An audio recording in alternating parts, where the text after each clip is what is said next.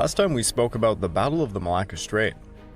In the intense Battle of the Malaca Strait, Japanese forces undertook a desperate evacuation amidst relentless attacks by the Allies.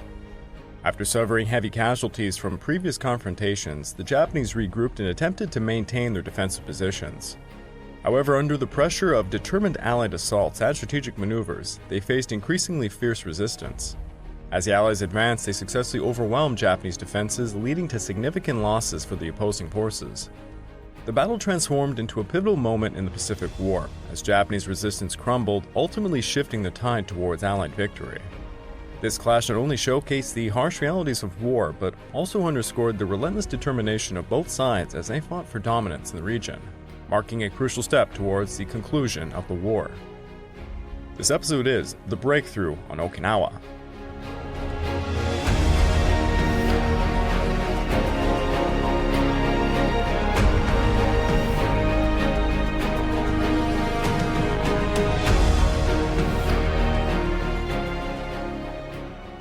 Well, hello again, and welcome back to the Pacific War Podcast week by week, and I'm your dutiful host, Greg Watson. But before we begin, I just want to remind you all that this podcast is only made possible through the efforts of Kings and Generals over at YouTube. Perhaps you want to learn a bit more about World War II? Kings and Generals has an assortment of episodes on World War II, and so much more, so go give them a look over at YouTube. So please subscribe to Kings and Generals over at YouTube, and you can still produce this content by checking out www.patreon.com/kingsandgenerals.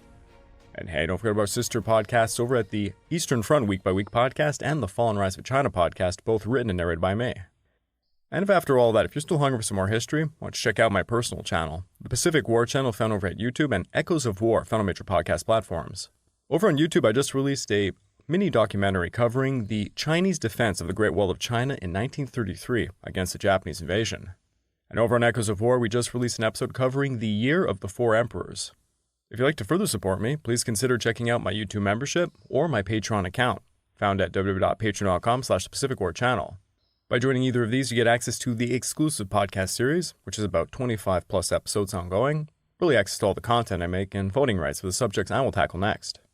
And the latest exclusive podcast episode is on Japan's government by assassination. That's the 1920s and the 1930s, when radical young Japanese officers began killing many officials to try and push their agenda. So if that's of interest to you, please go check it out. As of mid-May, General Buckner's forces had made steady, albeit slow, progress against determined Japanese defenders on the Shuri defensive line. On May the 16th, the offensive was continuing. Colonel Schneider's 22nd Marines and Colonel Whaling's 29th Marines launched yet another unsuccessful assault on Sugarloaf Hill, while Colonel Schneider's 7th Marines exhausted their strength in a failed attempt to seize Wana Ridge. Over to the east, Colonel Coolidge's 305th Regiment advanced 200 yards closer to Shuri. Colonel Hamilton's 307th Regiment nearly captured Flat Top and Chocolate Drop Hill, but was ultimately pushed back. Colonel Dill's 382nd Regiment successfully cleared Dick Hill, but came under intense fire from Obe Hill. Meanwhile, Colonel May's 383rd Regiment made only minor gains on the southeastern slopes of Conical Hill and Love Hill, even as tanks broke through towards Yonabado for the first time. The following day, the 383rd Regiment maintained pressure on Conical and Love Hills, prompting General Bradley to commit part of Colonel Halloran's 381st Regiment for the attack. To the west, the 382nd Regiment staged a hard-fought advance of just 200 yards, but was unable to capture Obe Hill. Slowly, the 77th Division forces between Flat Top and Route Number 5 were reducing enemy positions bearing on the area in front of the 307th Infantry. By May the 17th, this progress began to slow in the advances of the foot troops around Chocolate Drop. Covered by company heavy weapons on both flanks, infantrymen worked around both sides of the hill to huge caves on the reverse slope. Inside were 4 anti-tank guns, 1 field piece, 4 machine guns, 4 heavy mortars, and an American 60mm mortar. By nightfall, the caves had been partially sealed off.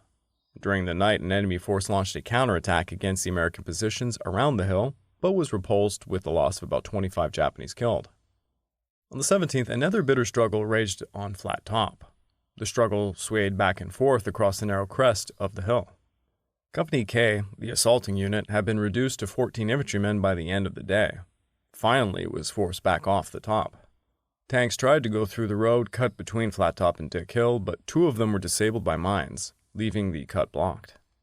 The road cut was later blown along its entire length by 7 tons of Bangalore torpedoes to remove the mines. Company E continued to push towards Ishimi Ridge, where they faced a series of heavy Japanese counterattacks. Coolidge's 3rd Battalion and the rest of Hamilton's 2nd Battalion dug in just a few hundred yards north of Shuri and Ishimi in the Highway Valley.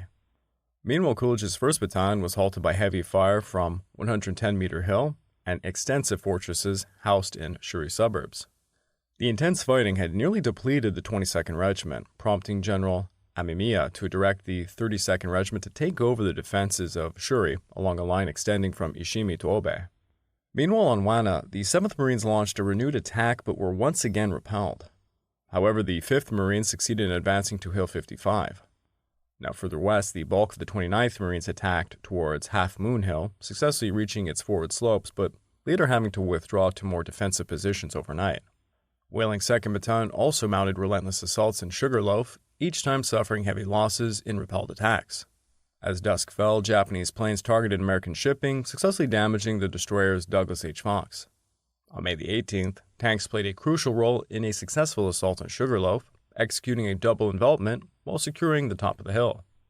The 2nd Battalion then advanced to Horseshoe Hill, while the remainder of the 29th Marines managed to secure the forward slopes of Half Moon. After a night of sporadic bombardment from enemy artillery and mortars, the 3rd Battalion of the 7th Marines again attempted to gain a foothold on Wana Ridge. During the morning, supporting weapons concentrated their fire on the forward slopes and the crest of the objective. At noon, Company I, followed by a platoon of Company L, jumped off and fought its way to the ridge. The assault troops' gains were, quote, measured in yards 1, lost, and then 1 again. Finally, mounting casualties inflicted by enemy grenades and mortar fire forced Lieutenant Colonel Hurst to pull back his forward elements and consolidate his lines on positions held the previous night. Over on the right flank of the division front, the isolated platoon from Company E of the 2nd Battalion 5th Marines was unsuccessful in exploiting its hold on the western slopes of Hill 55. The men were driven to cover by intense enemy fire, and tanks again had to be called upon to supply ammunition and rations to the outpost. During the morning operations, the 5th Marines laid protective fire with tanks and assault guns along Wana Ridge to support the 3rd Battalion 7th Marines advance. At noon, under the cover of this fire, Company F sent a rifle platoon and an attached platoon of engineers into Wana Village to use flamethrowers and demolition charges against enemy firing positions in the ruins. Numbers of grenade dischargers, machine guns, and rifles were found in Wana, and the tombs behind it were destroyed. Further advance into the draw was not feasible until the 7th Marines could occupy the high ground on the eastern end of the ridge to furnish direct supporting fire to the troops advancing in the draw below. At about 5 p.m., the troops were ordered to return to their lines for the night, and in the center, General Bruce pressed his attack deeper into the Shuri defenses, while Coolidge's 3rd Battalion gained about 150 yards along the Ginowan-Shuri Highway, and Hamilton's 2nd Battalion advanced up to 300 yards towards Ishimi, although attacks against 110-meter hill and the flat top failed again to gain ground. On the morning of the 18th, orders were given to stay at all costs. Lieutenant Bell said firmly, "We stay."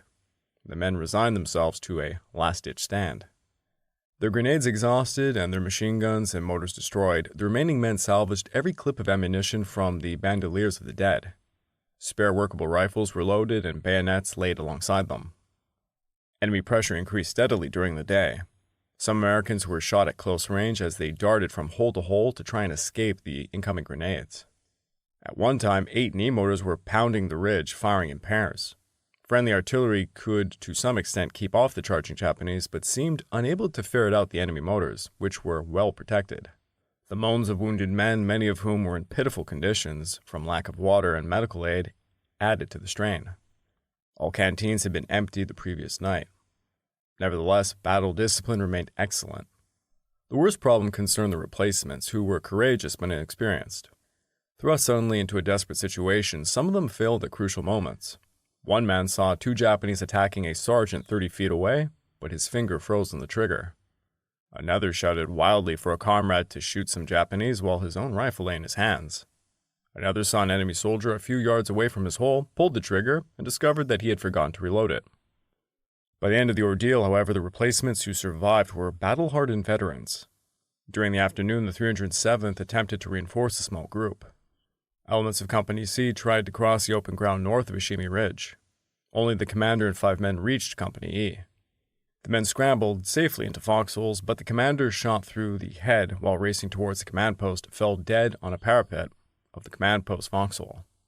Spirits rose considerably when word came later in the afternoon that a litter-bearing unit of the 80 men would try to get through in the evening. Enemy fire slackened after dark, and the first of the litter-bearers arrived at about 10 p.m. They immediately started back, carrying the casualties. Walking wounded accompanied them. The litter-bearers moved swiftly and managed to avoid being seen in the light of flares. Through splendid discipline and good luck, 18 men were carried out in 2.5 hours, while others walked out. The litter teams had brought some water and ammunition, and the troops drank for the first time since a day before. The second sleepless night on the ridge passed. 382nd Regiment continued to face heavy resistance from Obey Hill, but managed to secure the road cut between Flat Top and Dick Hill. Meanwhile, Halloran's 3rd Battalion could only push about 400 yards south due to the relentless motor and small arms fire coming from Hodgeback Ridge. At sea, a low-flying kamikaze attack struck LST-808 off Shujima, resulting in the deaths of over 17 men. The following day, while the 382nd and 383rd Regiments focused on neutralizing the cave positions and the gun emplacements in the uneven terrain between Conical and Dick Hills, Halloran's 3rd Battalion launched an attack to the south and west towards Sugar Hill, but made little progress due to the heavy defensive fire. Within the center, the 307th Regiment systematically worked to eliminate enemy firing positions on the high ground in front of them, employing every available weapon for the task. Colonel Smith's rehabilitated 306th Regiment began mopping up to replace the battered 305th, while its 3rd Battalion relieved Coolidge's 3rd Battalion and portions of Hamilton's 2nd Battalion along the low ground bordering the highway to Shuri, including the isolated men on Ishimi Ridge. On May the 19th, the enemy seemed to intensify their efforts to recapture Ishimi Ridge. The besieged troops wondered whether their supply of men and ammunition was inexhaustible. The Japanese launched several attacks which were repulsed with great difficulty. Only the support of artillery and motors, together with self-propelled mounts firing from precision on both flanks of Ishimi Ridge, prevented the enemy from making an attack in strength, which would have overrun the American positions. One enemy attack of platoon strength was dispersed by motor and machine gun fire and by 4 battalion time on-target artillery concentration. Japanese motor fire continued to fall on Ishimi, however, and took its toll during the day. A message arrived during the morning that Company E would be relieved by the evening. By noon, the radio had become so weak that further communication with the company was impossible. The days wore on slowly. By 9 p.m., there was still no sign of the relief. Shortly thereafter, however, rifle fire intensified in the rear, a sign of activity there. At about 10 o'clock, Company L of the 3rd Battalion 306th Infantry arrived. The relief was carried out in pitch darkness. Each company member of Company E left as soon as the replacements reached their positions. As the haggard survivors were about to descend the ridge at about 3 a.m., a bursting shell hit 2 of the newcomers. One of them had to be evacuated on a poncho. Carrying its own wounded, Company E followed a white tape to the rear and arrived safely.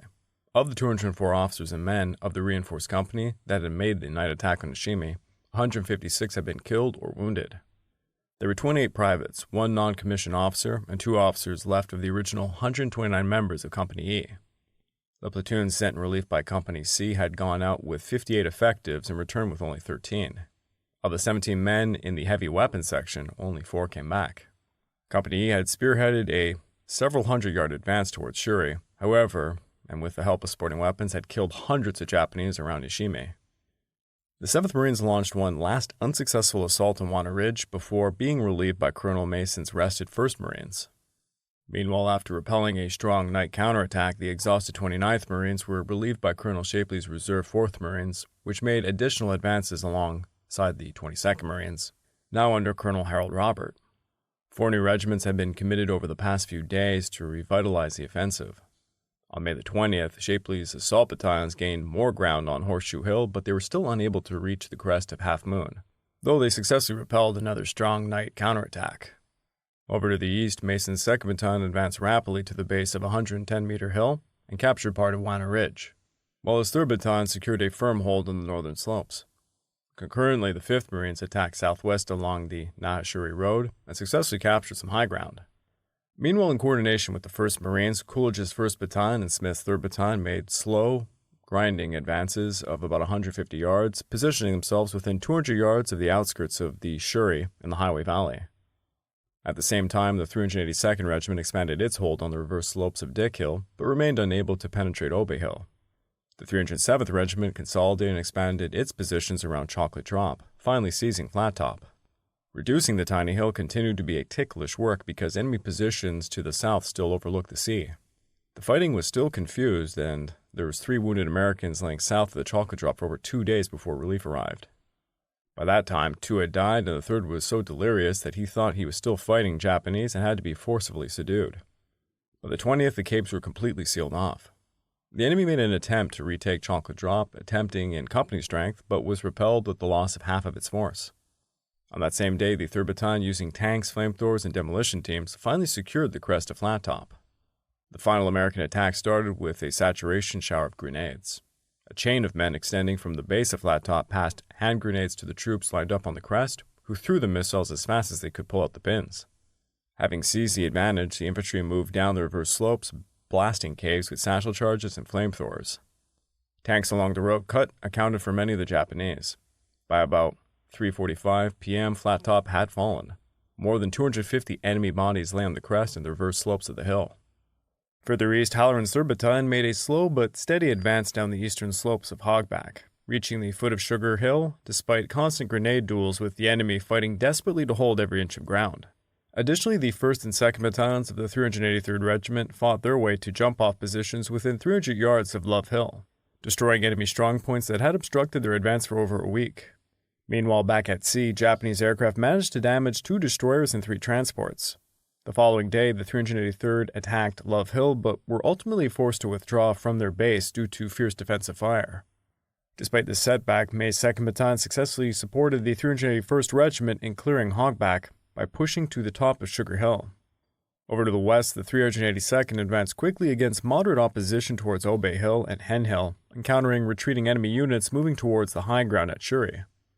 Concurrently, the 307th pushed 350 yards south of Flat Top before being halted by enemy forces at the Three Sisters, while the 306th completed the relief of the 305, with its 3rd Battalion advancing 200 yards unopposed to the eastern slopes of a 110-meter hill.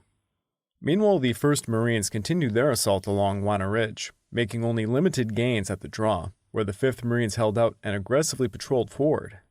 The 4th Marines began their push towards Asado River, achieving a costly advance of about 200 yards on Horseshoe.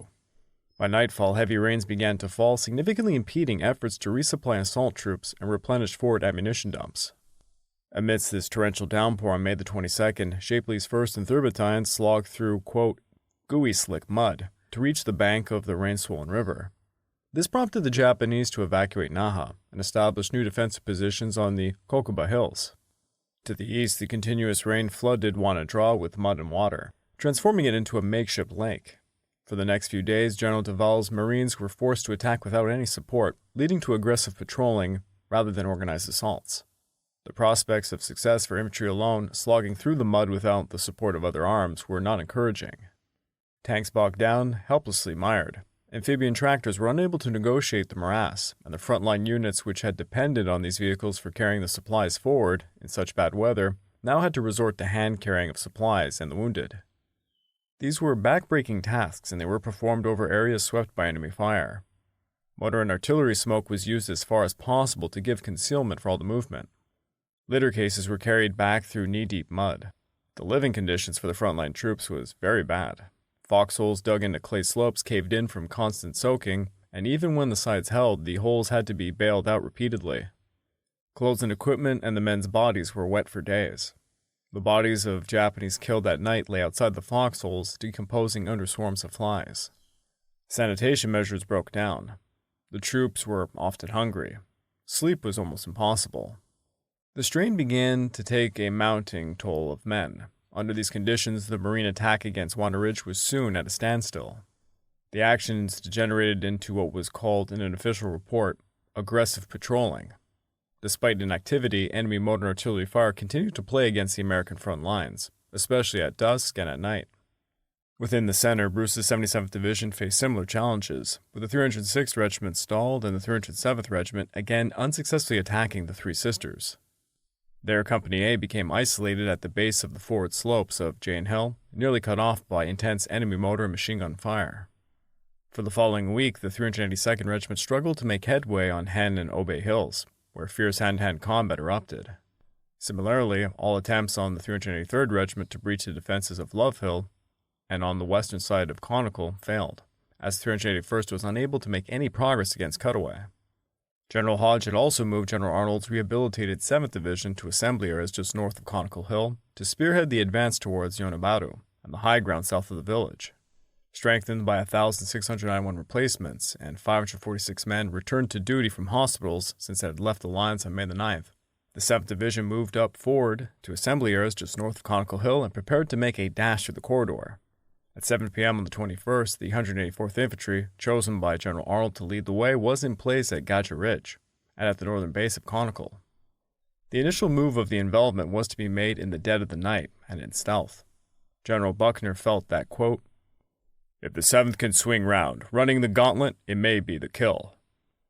As part of this operation, the 2nd Battalion of the 184th Regiment moved out from Ishimi Ridge during the night, swiftly and silently passing through Yonabaru in the early morning hours to capture Spruce Hill and Chestnut Hill in a surprise attack.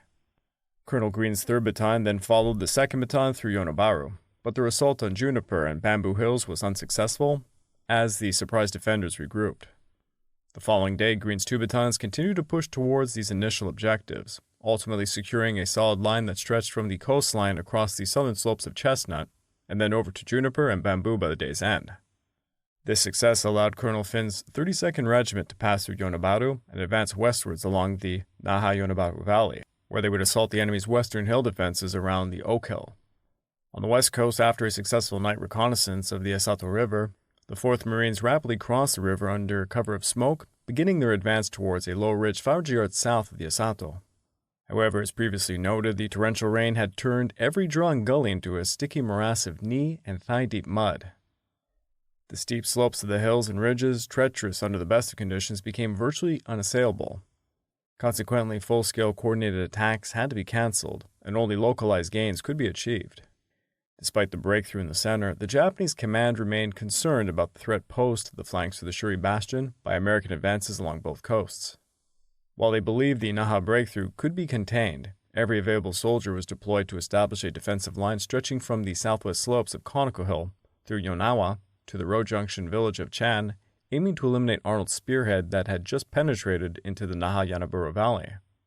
General Shujima feared that the forces were being gradually encircled in the Shuri fortress, where they could become easy prey to overwhelming American firepower.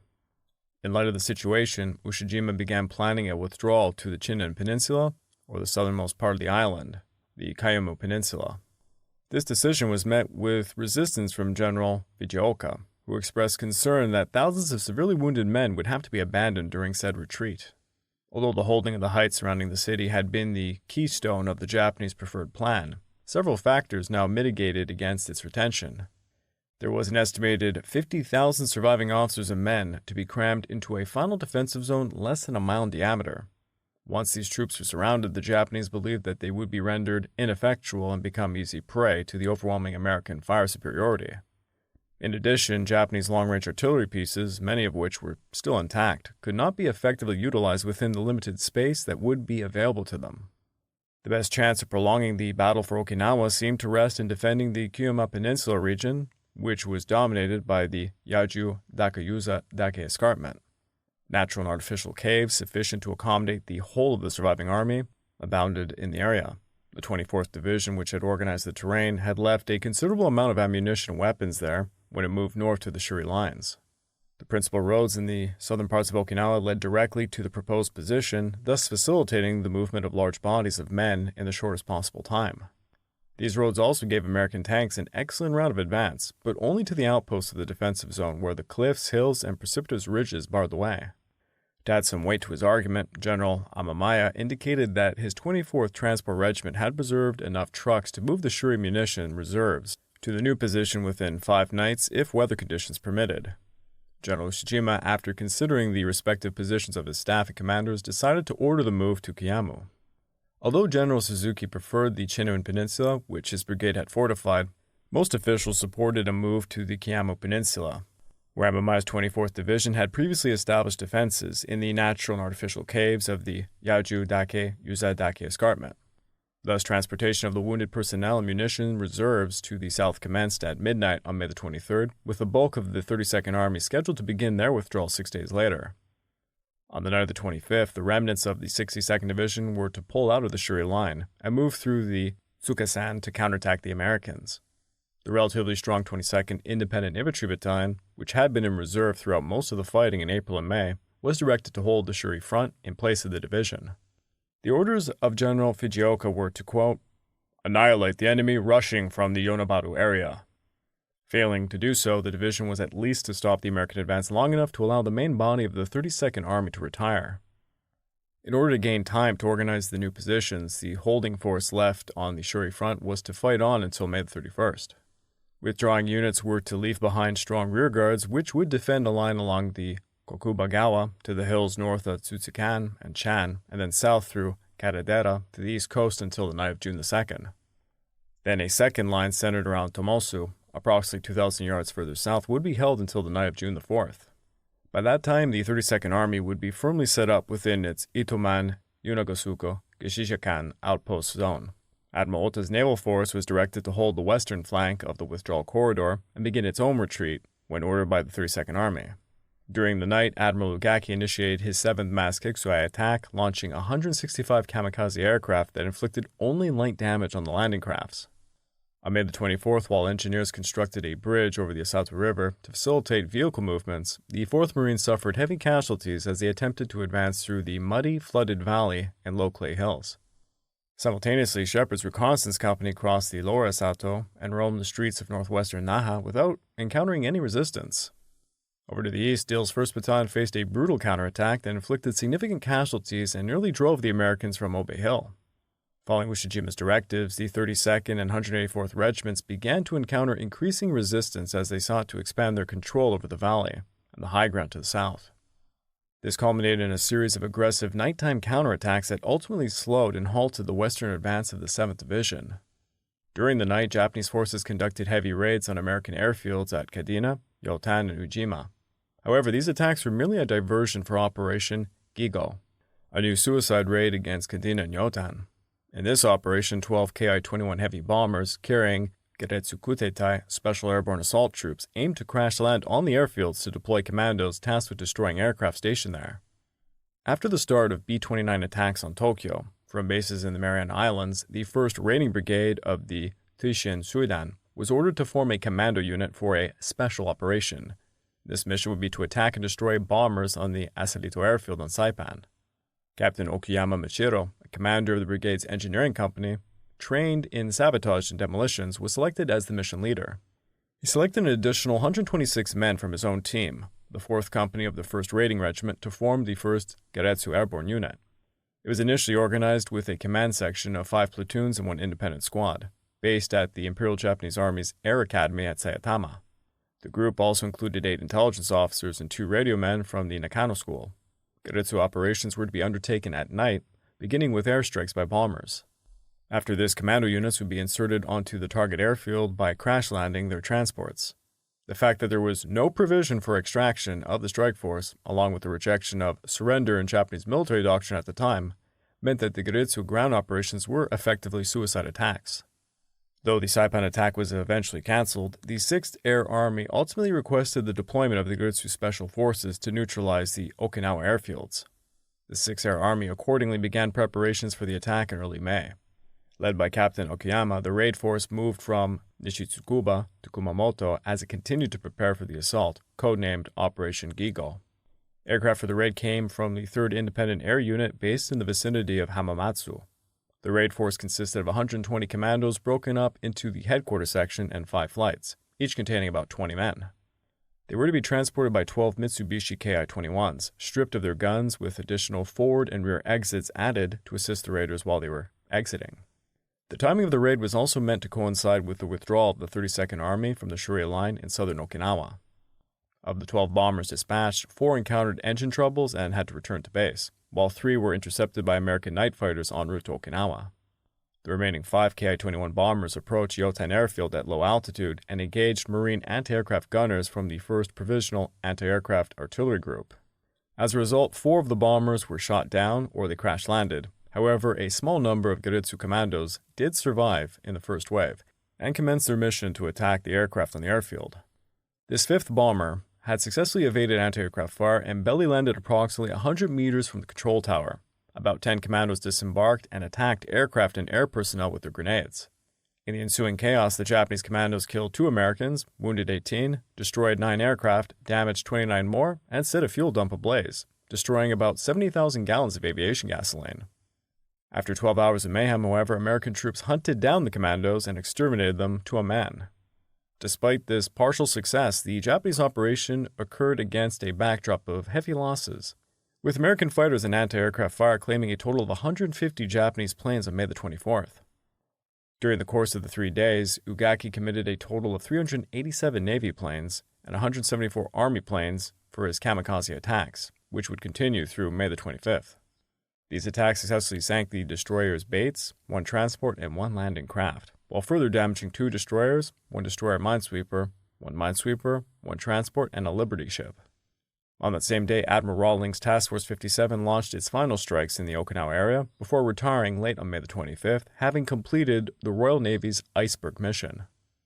Back on the land, while Shepard's Reconnaissance Company occupied the deserted ruins of Naha, the 4th Marines fought to seize Ishimi Ridge and continued pushing into the eastern outskirts of Naha. However, across the remainder of the 10th Army front, assault units struggled to make progress due to the havoc wreaked by rain and stiffened Japanese resistance. That night, in accordance with the withdrawal plan, the 62nd Division began moving its remaining 3,000 men to counter the advance of the 7th Division, hoping to delay the American advance long enough for the main body of the 32nd Army to retreat. The arrival of additional forces on the Osatomura front had little significant impact, primarily serving to strengthen the covering and holding force. On the 26th, the 184th Regiment successfully cleared the Hemlock Locust Hill escarpment. Meanwhile, the 32nd Regiment was brought nearly to a standstill in front of the Japanese defensive lines across the Yonabato Valley. Looking further west, Duval's Marines observed large numbers of enemy troops withdrawing from Shuri and were able to pinpoint their location for naval guns, artillery, and aircraft to bombard. However, despite penetrating the Shuri defensive line on both flanks, the day yielded minimal progress. At sea, further kamikaze attacks caused damage to 1 destroyer minesweeper, and a subchaser. In total, Ugaki's raids over the past 3 days resulted in the deaths of about 103 sailors. Believing the fast carrier's continued value off Okinawa had become dubious, back on May the 18th, Mitscher had requested that Task Force 58 be relieved from its Okinawa station. Spruance regretfully declined.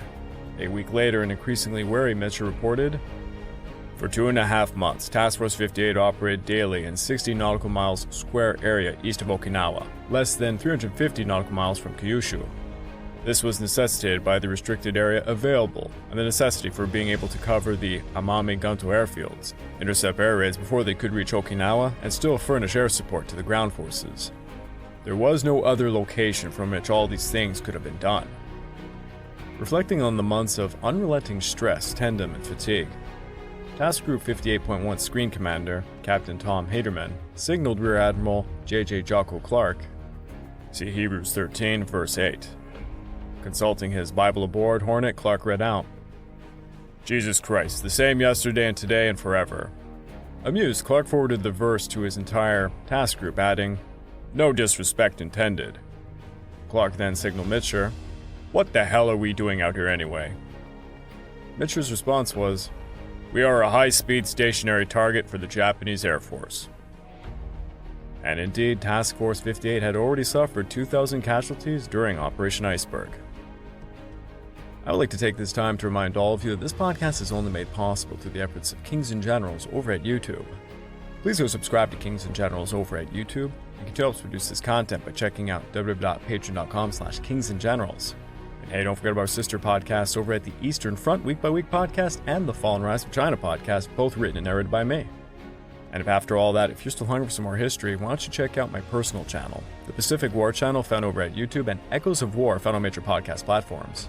If you'd like to further support me, please consider checking out my YouTube membership or my Patreon account at www.patreon.com/thepacificwarchannel. By joining either of these, you get access to the exclusive podcast series, early access to all the content I make, and voting rights for the subjects I will tackle next. The brutal Battle of Okinawa was reaching a critical point as General Buckner's forces pressed against fierce Japanese defenses. Struggles unfolded over Sugarloaf Hill and Wana Ridge while Marines suffered heavy casualties, but slowly gained ground. By late May, the dire situation prompted Japanese commanders to plan a retreat to more defensible positions as the American forces closed in. Despite challenging conditions, the Allies pushed forward, marking a decisive breakthrough in the Pacific War.